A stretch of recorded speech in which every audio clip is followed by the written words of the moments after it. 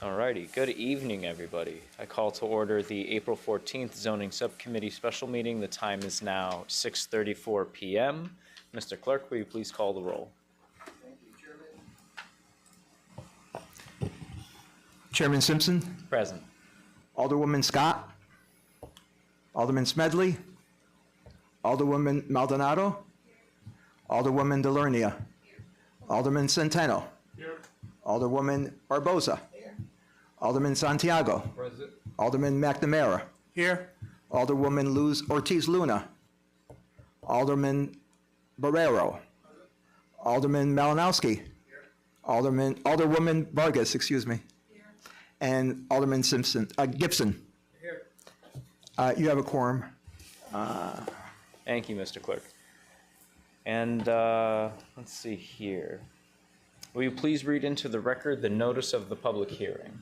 Legal notice, City of New Britain. Alderman Santiago. Make a motion to waive the reading of the legal notice. Thank you. Is there a second? Second. Alrighty, we have a motion to waive the reading made by Alderman Santiago, seconded by Alderwoman Barbosa Holly. All in favor of waiving the reading, please say aye. Aye. All opposed, nay. The ayes have it. Motion carries. Thank you. Thank you. Okay, so for tonight's meeting, we have a public hearing. Let's see here. Please remember to state your name and address for the record and limit your time to 3 minutes.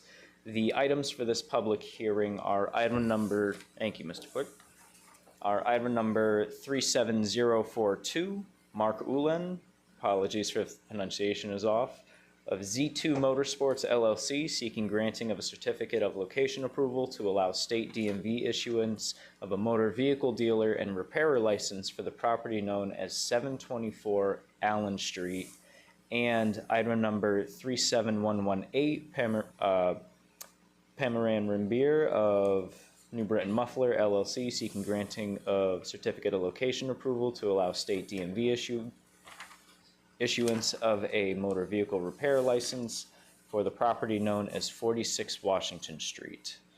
On this sign-up sheet here, I've got Pamaran Rimbeer of 46 Washington Street. Please.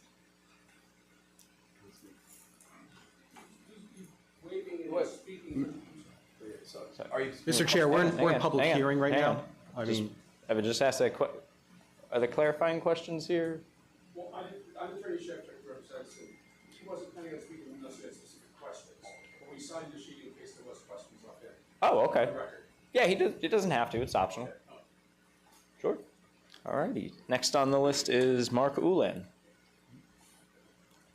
So I need to go up there? Yeah, so the format for these meetings are the public, how people feel, and everybody gets 3 minutes to make whatever pitch they want. Okay. It just has to be on these specific items for Okay, tonight. sure. So by all means, 3 minutes. Plead my case on why we should be there. Sure, and you don't have to use the full 3 minutes, but the floor is yours. No, that's fine. So we're Z2 Motorsports. We're a specialty shop. We do restoration and customization on muscle cars and classic cars. We were behind the car wash on East Street for a while. We outgrew that space, and luckily the old Papa's Dodge was available. That space had problems, though, you're probably all aware, with the environmental issues, and they couldn't sell it. I worked with Dominic Papa and worked out an arrangement where I would buy the property by assuming some of the risk for the Transfer Act. And so we're in the building now. It's an absolutely perfect space for us. It's exactly what we need. We've got shop space, we've got office space, we've got showroom. And we're really happy to be there. I mean, we're happy that we could stay in New Britain. That was really good. In a way, I don't know, you guys, there's like a little bit of a growing auto thing going on in New Britain because we got Swag and the Paddock and us, and we just feel it's a good space for us. It's absolutely perfect. All we're asking is that we're allowed to use it for what it had been used for years and years and years. All righty. All righty. And if that's everything, there's Attorney Donald Shevchuk? Shevchuk. Beautiful.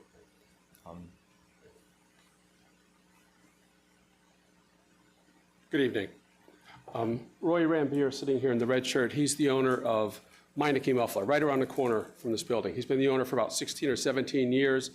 He's been taking care of people in this area for a long time. Some of you may recognize him. He's there every day.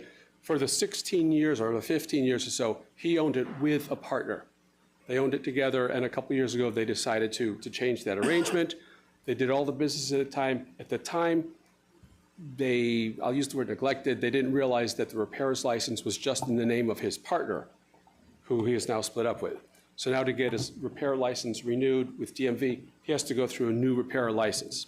All the papers prepared. I understand Jim Strickland has indicated this is zoned. Nothing is changing. I mean, it's business as usual. It's the same shop, it's the same bays, it's the same employees. It's simply now getting a repairer's license in his name, hopefully, should you grant it, instead of his partner, who is now split up. And he's here if you have any questions for him. Cool. Thank you. Thank you. That reaches the end of the list of signups. Do we have callers? Do we have the ability for that tonight? Mr. Chair, there are no callers. Thank you. All right. And if there's anybody wishing to approach the podium, I believe now's the time. Going once, going twice, 3 times. Seeing no other speakers, we're going to close this public hearing and move on to the special meeting. The time is 6:40. And so the first item on our agenda is item number 37042. May I have a motion? Sure. Alderman Santiago? Make a motion to accept. Sorry, can you just do your microphone? Here. I make a motion to accept and refer to the full council with a neutral recommendation. Second. All right, we have a motion to refer this item back to the council with a neutral recommendation, seconded by Alderwoman Barbosa Holly. Is there any discussion on this item? Or, I'm sorry, at this time, I would actually like to call Justin Dorsey to read into the record the City Plan Commission recommendation.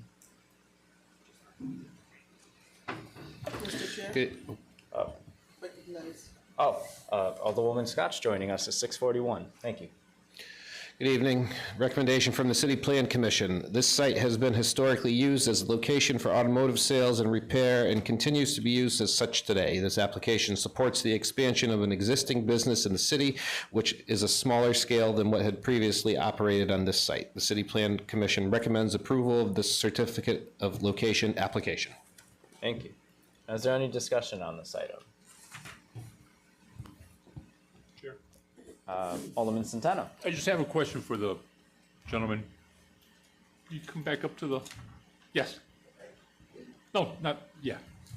Yeah, you, This item is regarding Mark Woolen. yes. I just thank you for choosing or staying in Britain. How long have you been in business? In the business, I've been in for 3 years now. 3 years? Okay, and so total of 3 years, did you have a business before, same type of business before this? I have a little bit of a different background. I was automotive out of high school, and I always wanted to have my own shop. I did that for I didn't have my own shop. I was getting ready to do that, and I realized I wasn't ready to do it. I went to CCSU, got a computer science and math degree, and worked for 30 years in the business world. And then a few years ago, I realized I always had this thing that I wanted to do. Okay, And so now I'm there. all right. Well, thank you so much and good luck. Thank Good you. luck. That's all I have, Mr. Chair. Thank Anything you. else? No, I think that's it.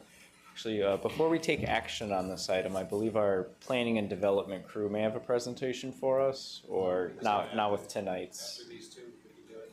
Gotcha. We already started. All righty. Any other discussion on this item?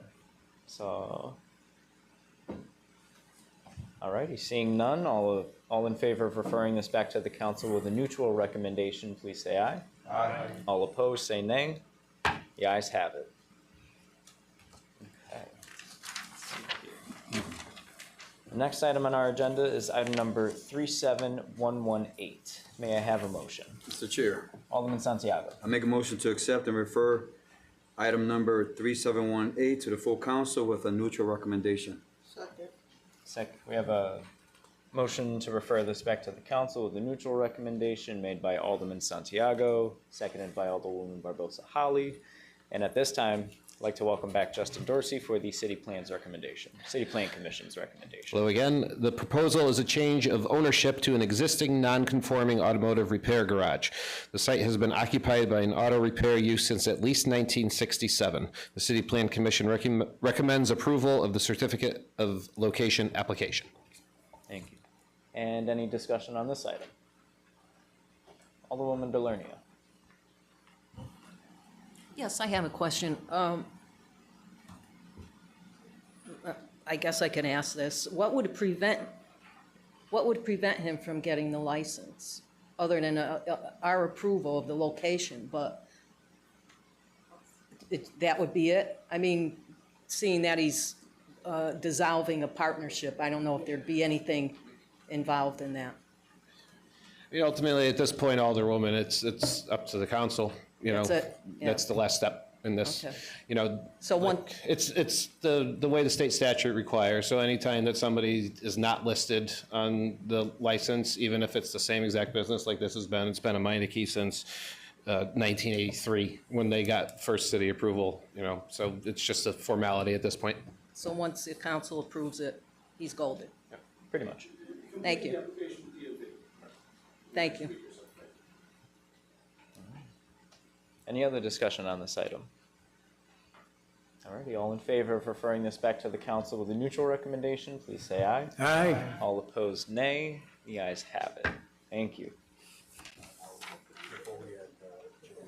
Yes. Now, planning and development. I believe the time to shine is now.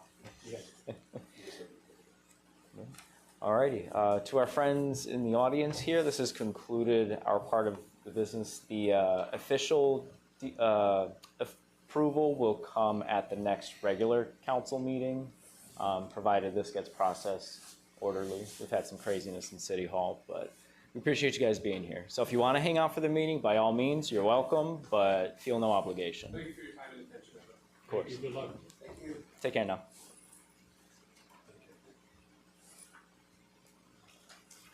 Thank you.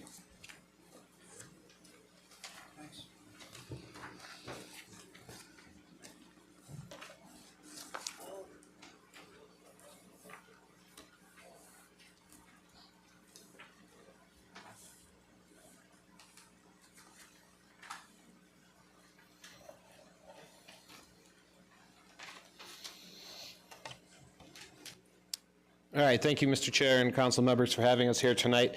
I believe this is the first time this body has met since the elections in November. We figured now was a good time for just a refresher for those alderpersons returning and a introduction to zoning changes for any new alderpersons. As you'll see in Jeff's presentation, which has been passed out in front of you instead of an actual presentation. There are some zoning changes that will be coming that are required by state statutes with the passage of the housing bill. So we figure we get the ball rolling with this. This is similar to, again, if you were on the last council body presentation that they did in the beginning of that term, but just with some minor updates, and then again, just to introduce everybody to how the zoning process for the city works. So with that, I'll turn it over to Jeff Cormier, our city planner. Alderwoman Delernia. I'm sorry, I just have a quick question. What happened to item number 3? Okay. We're talking about item number 3 on our agenda here. Basically, I was made aware they didn't actually have the application portion of it completed. So for tonight, I think it's going to remain as unfinished business. Okay. Because we can't actually help complete that part of the Okay. process tonight. All right, thank you. Thank you. That's the Cliff Notes version I got. All right. All right, good evening, councilors. My name's Jeff Cormier. I'm the city planner. For those of you that don't know me, I started with the city in 2022. I have about 20 years land use planning experience in the state, also working for a couple different municipalities in the past. And I have a presentation for you that'll sort of introduce you to your role as the zoning authority for the city. So New Britain is one of a handful of towns or cities in Connecticut where the council is the zoning authority. And so this will give you a good background for planning and zoning and the different types of petitions that you're going to see come before you. So the overview slide is just really going to show you, what I'm going to get to is the interaction of all the different boards and commissions and the applications.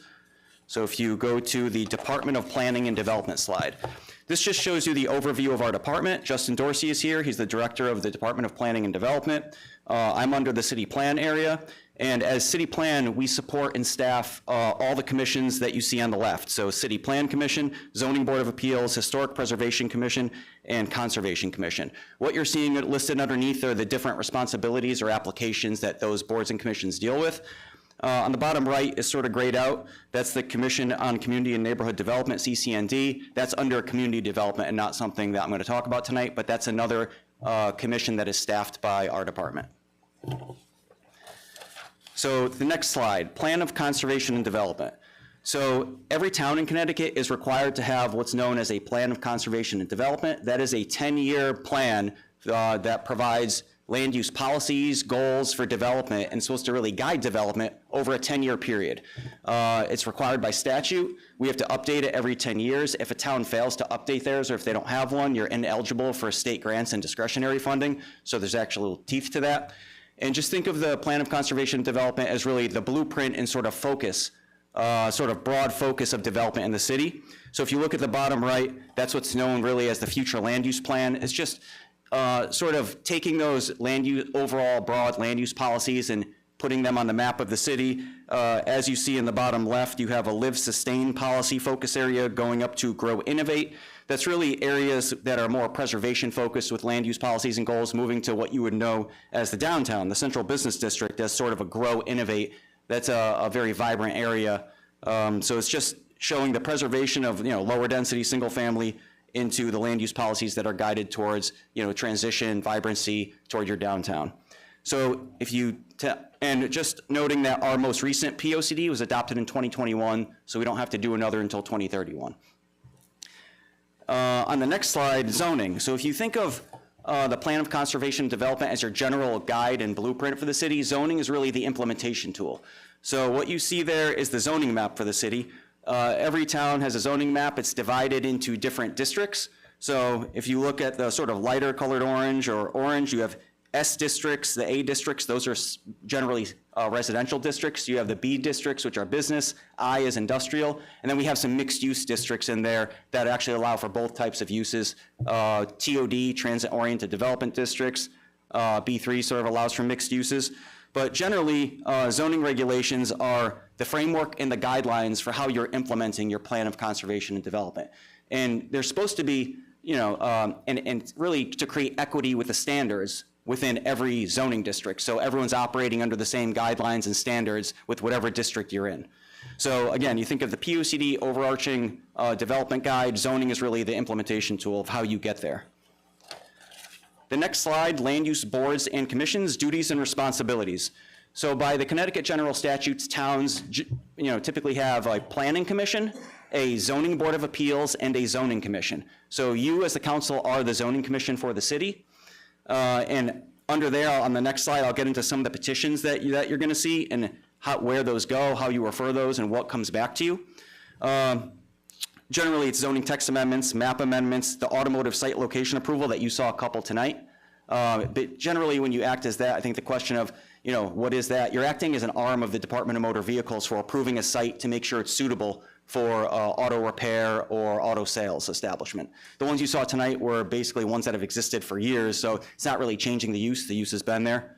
But that's what that is.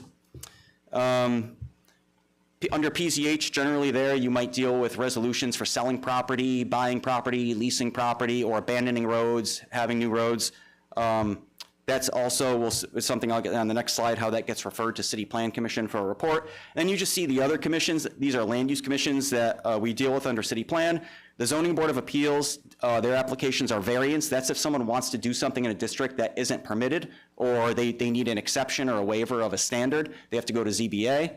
Special exceptions are basically conditional use applications. Someone goes there, if there's a use they want to do that requires that type of application, it has to meet certain set standards in the zoning ordinances already. And then under city plan by statute is the one who prepares the plan of conservation and development. So they're responsible for preparing that plan. They also have applications for subdivisions. Subdivision is when you're creating new buildable lots or you're dividing property into more than 3 parcels for a buildable purpose. Those applications have to go to City Plan Commission. City Plan Commission is also the Inland Wetlands Commission for the city. And then those underneath that are the reviews that they do, which on the next slide, you'll see types of zoning applications and petitions. So for you, Common Council, the zoning authority, the bottom right, you have zoning text amendments and map amendments. And the arrows you're seeing are referrals from council from city plan. So those are, you receive a zoning amendment to change the text or a map. You receive it, you refer it to city plan. They send you back a recommendation. That's required by statutes. Also the site location approval. As you did, you refer it to city plan, and then they send you back a recommendation. Also on any property sale, lease, purchase, things of that nature. That's all under 824 of the statutes and 1922 of the ordinances. And generally when City Plan Commission sends you something back, they're looking at it from a land use perspective. So they're looking at the use or its compatibility with zoning and to make sure that whatever is being proposed is not in conflict with the plan of conservation and development. Other things like Zoning Board of Appeals, every application that goes before ZBA is also referred to City Plan, and they send a recommendation to Zoning Board. And subdivisions and wetlands are just handled under City Plan Commission. So what you're really getting from this slide is that City Plan Commission is anything really land use related. They send you a recommendation that's to show how it's in context with the plan of conservation and development. The next slide, types of zoning petitions. So this is really just giving you an example of the types of things that you would see. The first one is a zoning text amendment, and that's exactly what it sounds like. It's a petition to change the wording of the zoning ordinances themselves. The reason that you would see petitions, sometimes we would submit them to you because we're trying to modernize standards and we're trying to address new state law changes that you're going to see. And also implement the POCD. You might see outside applicants also submitting those if there's something they want. But generally, text amendments are just a change of the wording. Boundary change, you're seeing a zoning map boundary right there. So if someone wanted to change the zoning boundaries or change a zone altogether, that would be under a map change, also the same process. You'd get it, refer it to city plan, they send you back a recommendation. And generally, zoning boundary map changes are done for a couple reasons. What you're seeing there on Allen Street, there's a split zone parcel identified. So zoning boundary lines don't always coincide with the property line. In that example, you had a property that was called split zone, meaning the person has certain rights or uses they can do on one half and not the other half. Generally, you don't want to have that because then you're creating impediments for a business or a property owner who lives there. It doesn't really make a whole lot of sense to have a property that's split zoned in most cases. So that was an example of that. And then you see with spot zone, that's one on Allen Street. That's literally one parcel has its own zone. And those are discouraged, especially by case law, because essentially through case law, they've ruled that if you have a lot of spot zones, you're essentially granting variances or exceptions to that one property that nobody else in the surrounding vicinity has. So if we go through and we find that spot zones on the zoning map, we would file a petition to change those to something that makes more sense. Same with split zones. So that's really the reason you might see some of these petitions, or you might see someone just submitting something on their own behalf. On the right, you see Mount Pleasant. That's a little bit of a different zone. That's a special residential design district. So that's a master plan zone, meaning that when the housing authority and the developer, when they submitted that application, or when that application came before you, they had to not just show you a boundary they wanted to change, they had to submit a whole site plan showing you exactly how things are going to be. And when you approve it, you're approving that site plan. So if they deviate from that, they actually have to come back to you for another zone change application. So the Special Residential Design District in the A-RUD, if you guys are familiar with that, 321 Ellis Street, that's an adaptive reuse of underutilized industrial buildings. That's a similar type district where they're actually coming to you with a full site plan, where you have a lot more discretion over what's going on in that site plan. So those are kind of the three petitions you would see. I'll also just tell you that over the past couple years that we've come up with a lot of zoning map changes and zoning text amendments, and that's really because the last sort of comprehensive revision to our zoning ordinances was done in 1966. And so the original zoning ordinances for the city were adopted in 1925. That went up until 1966 when there's a complete redo. That's when you get so far, standards change, criteria change, state law changes, and it requires you to go through and say, you know what, we need to modernize these and bring these up to modern standards and address a lot of things. And so that was done in 1966. And so, you know, if we're bringing you something, normally that's to address new state laws or create modern standards that didn't exist. Some of you might know, like the impervious coverage, drainage. We didn't have a lot of those standards. So we went to adopt some of those to make sure we're in line with what other towns are adopting as well. So the next slide, this was the House Bill at the 8005. It was passed at the legislative session by the state last October, I believe. So it's now Public Act 25-1. And this is a big bill. It's about 100 pages. There's a lot of things in it. The things that we've looked through it. We're also working with CROG, our regional planning agency, the Capital Region, our Capital Region Planning Agency that we're a member of, and we're going through. They're working with all their member municipalities, but there are certain changes that are going to take effect July 1st that we need to address in our zoning ordinances. So, we're going to be back before you to try and do that. The ones outlined in red, zoning ordinance amendments. Passed in that law was basically that this new thing called transit community middle housing, which is defined as 2 to 9 units. 2 to 9 residential units is basically permitted by right or by what's called summary review on any lot that is zoned commercial or mixed use. So for us, that means we need to go through our zoning ordinances, see what allows for commercial and mixed use, and now we need to make sure we're allowing for these 2 to 9 units. And then we also have to create a new process they're referring to it as a summary review process. So we're going to need to create a new sort of approval process called summary review that allows the appropriate procedure to go through that will require no public hearing or anything else, because that's what's required by state law. So that's one thing that we're trying to address and that we need to work pretty quickly on. The other thing you'll note in here, a couple bullets down, there are parking requirements for every use in the zoning ordinances. As an example, if you have a single-family house, you're required to provide 2 parking spaces on site for that. It also depends on what district you're located in. Different districts have different parking requirements. Different uses have different parking requirements. Something passed in the law is that for residential developments having 16 or less units, we cannot deny it based on parking, so there is no parking requirement. So we need to figure out how that gets worked into our zoning ordinances and how that gets addressed under a summary review process. So you can still have certain criteria and standards it has to meet, but you can't reject or deny a project if it doesn't meet a parking requirement for that specific type of use. There are provisions that allow the city to create a maximum of 2 what's called conservation and traffic mitigation districts where you can still require parking. And there's criteria over how big they can be of the landmass and stuff. But generally, if there's a couple areas, you really think, you know what, we need a parking requirement here, you can do it in 2 areas, which can't be greater than my calculation, about half a square mile, because that's 4% of the land area of the city. So there's things in there we need to address pretty quickly. Those are the things we're likely going to be coming back to you for fairly soon. Other things on here, just for your knowledge, that are more longer term.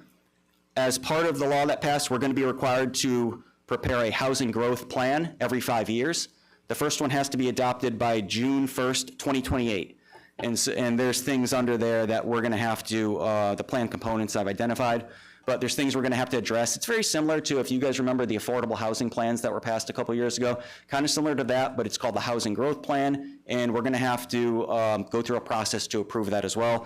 There's some other things in there about being a transit-oriented community, which we will be eligible for because we have TOD districts around the fast track stations that may lead to future funding opportunities for private developers or us. So those are things we need to look into and address. And then there's housing growth program incentives that also longer term we'll need to look into and address. This was really just to kind of bring this before you, introduce you to some of the things that are going on statewide. The last slide was land use commissioner training. This was passed in 2021.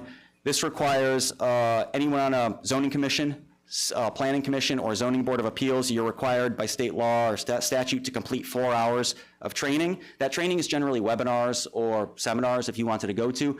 We actually have a checklist that needs to be updated because we first did it in 2022. But we have links to all different webinars people can watch. They're on affordable housing, land use, decision-making, stuff like that. We can certainly share with you, but there is, for any land use commissioner, there's a certain training requirement. So that's really all the stuff I wanted to address with you, introduce you to it, and if there's any questions you have, I'm happy to answer them. And thank you for your time, I appreciate it. Any questions on our Alderwoman Delernia? Comment. Thank you. But I got to tell you, I feel like I'm sitting in my college professor's auditorium. It just kind of went, phew, now I got to go home and crack the books. That was a quick presentation, but I do thank you for it, and I'm going to try to study it. Thank you. Any others? Alderman Centeno. I'm sorry, Mr. Cormier, thank you for, as Alderwoman Delernia said, thank you for coming out. And I feel the same way. I got as far as writing your name down. But anyway, no. But the only thing that sticks out, the last one was under the housing growth planning. Is it broken, a certain percentage has to be single family? So the housing growth planning, that's going to be a whole separate plan that we as the city need to develop, and it has to address, it's not really like specific to single family, it's going to be how are we addressing affordable housing, how are we providing housing options. Under the plan components, it has to actually do those things. Our plan is going to have to address infrastructure improvements to support existing units, opportunities for new affordable housing, rehab of existing affordable housing. So there's going to be components of that plan that we need to address, not specific to single family. Okay, thank you. Mr. Chair. Alderman Santiago. On that same number, piggyback question on that, is there funding is going to be coming with those requirements? Because you're saying that we're going to be mandated to basically have affordable housing in certain areas. Will there be fundings to support those requirements? Because again, obviously that means that we will have to infrastructure, which means drainage and sewers and everything has to be matched up to those, renovations or anything that we have to do. So I believe that when they passed the law, there are some, Justin could speak about it as well, but there are some, if you look under housing growth program incentives, those are kind of the incentives that are listed in the act. So it was grants and aid to pay for improvement expansion of infrastructure. It was some potential school project reimbursement, but we have to, in order to get to that, we have to have a housing growth plan. We have to, and then either be designated a transit-oriented community or adopted a Connecticut Municipal Development Authority district, which we will certainly qualify for those. There's some things we have to do to get there. In terms of the housing growth plan itself that we need to prepare, there's not funding for that. We're just going to have to do that sort of like a plan of conservation and development. Just to speak further on that, so that will be not this one that you guys are about to get from the mayor tomorrow night, but next year's budget. We will have to factor that in to our next year's budget that we do in April of 2027, because we have to get it done by 2028. So we'll have to, I say pennies, but figure like $25,000, $30,000 for a consultant, but that's in next year's budget. Right. And I'd just like to add, as we roll through this process, this is not going to happen in one big push. This is definitely going to happen, not exactly in piecemeal, but piece by piece. So we'll see text amendments, we'll see boundary amendments, we'll see just these different things that the body can adopt in order to help make sense of this housing growth plan. In addition to that, we have to submit this to OPM by 6/1/28. Please somebody fact check me if I'm wrong here, but we have to have this plan somewhat adopted by January 1st. So we have to basically have this plan done, put a bow on it, and submit it to OPM by June 1st. But there are things in between that where this body, us specifically, will have to address them. I don't know what it'll look like, but having this presentation, having this orientation is sort of the first moment to go, oh, zoning is in fact hard. So I appreciate you guys' time here, and if there's no other speakers, is there a motion to adjourn? Made by Mr. Chair, just real quick, not related to zoning, but I just want to say here, I sent you all the email about the public hearing on April 21st. In the one for NAA, the one that starts at 7 o'clock, I had a typo that said it's Wednesday the 21st. It is Tuesday the 21st, so it's 7 o'clock on Tuesday for NAA, which is just a simple thing the state makes us do. Nobody comes and speaks on that. And then 7:10 is the CDBG one. So just wanted to clarify that. Thank you for the reminder. Motion to adjourn. I believe we have a motion to adjourn made by Alderman Santiago, seconded by Alderman Barrero. All in favor of adjourning, please say aye. Aye. All opposed, nay. The ayes have it. We are adjourned. The time is 7:08. Have a good night, everybody.